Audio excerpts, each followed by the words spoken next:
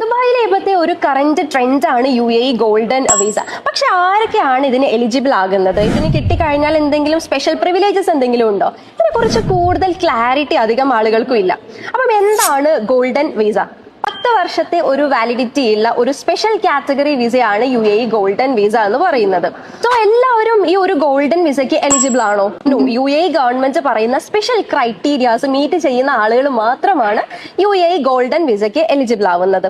So ഈ ഒരു visa കിട്ടിക്കഴിഞ്ഞ ഒരാൾക്ക് UAE ഒരു സ്പോൺസറുടെ ആവശ്യം വരുന്നത് ബിക്കോസ് നമ്മൾ തന്നെയാണ് നമ്മുടെ ഒരു സ്പോൺസർ ആയിട്ട് വരുന്നത്.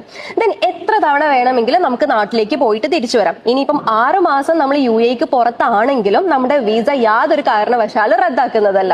അതുപോലെ നമുക്ക് നമ്മുടെ ഫാമിലിയെ സ്പോൺസർ ചെയ്യാം. ലൈക്ക് നമ്മുടെ പാരന്റ്സ്, നമ്മുടെ സ്പൗസ്, നമ്മുടെ ചിൽഡ്രൻ, ഇവർക്കും 10 വർഷത്തെ ഗോൾഡൻ വിസ അനുവദിക്കുന്നതായിരിക്കും.